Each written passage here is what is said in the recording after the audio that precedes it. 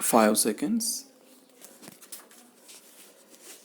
Mr. Deputy Speaker, sir, the address of the Governor has received praise from the government benches and criticism from the opposition benches.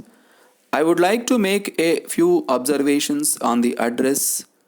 We expected that in the address there would be a mention of the policy and program of work which the government proposed to carry out during the ensuing year. I am sorry that the address is silent on the matter. However, there is one thing which is interesting, and that is the desire on the part of the ministers to get useful suggestions from honorable members of this house.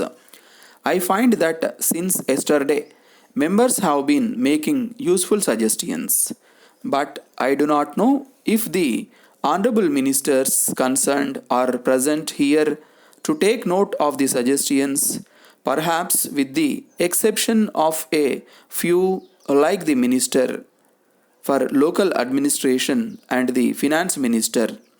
I know the finance minister is present for the purpose of taking notes so that he may be able to answer any criticisms that may be made against the government.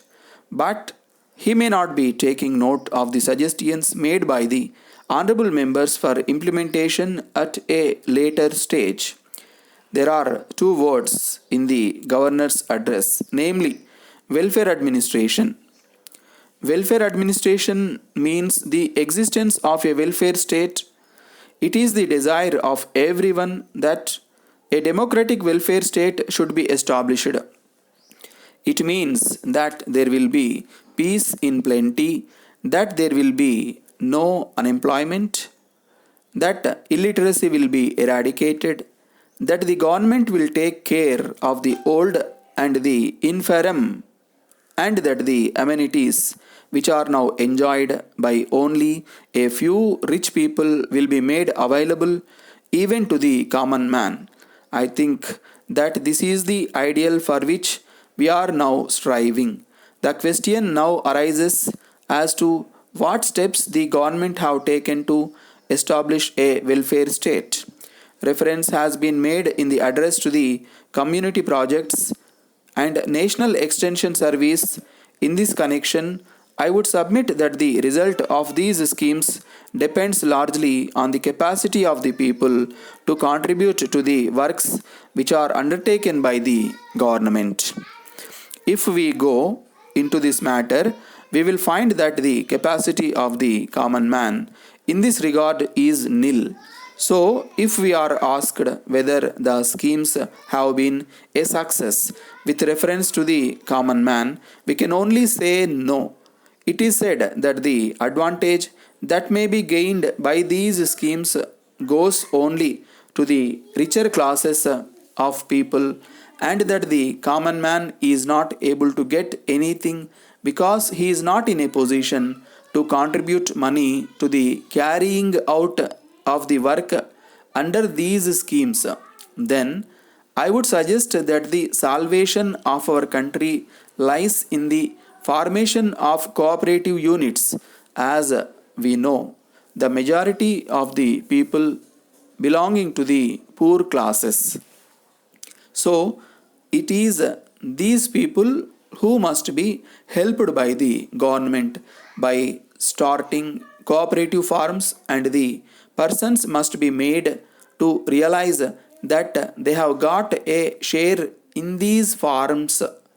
It is only then that the interests of the poor persons will be safeguarded. In this respect, we expect that the government will bring in agrarian reforms, but no mention is made in the address about agrarian reforms. There is a large disparity between the salary of government servants and the salary of those in the private sector. If we pay our government servants low salary, We cannot expect them to be honest in their work. Letter from the Zonal Manager, New India Insurance Company, Kolkata, to Thiru Subramaniam, Kolkata. Dear Sir, we are in receipt of your letter of the 10th instant. We are sorry to learn that you find it difficult to continue your existing policy with us and so desire to surrender it. The surrender value of your policy at present comes to rupees 9,000 only. But we would like to point out that the surrender of a policy is not in the interest of a policy holder, as you will find from the figure quoted. The policy holder will get less than what he paid, and what is more, he deprives his dependents of the provision he made for them. Of course, he may think of buying another policy when his difficulties are over, but apart from the increased rate of premium that it would involve, it cannot be known whether he will then be found medically fit. That is why we try to discourage it.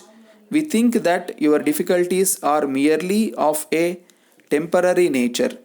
You are entitled to a loan of 80% of the surrender value. So, we suggest that you may keep the policy in force, taking advantage of a loan from the company. If you decide upon the course that we have suggested above, you may complete the enclosed loan application form and send it along with your policy to us. Yours faithfully,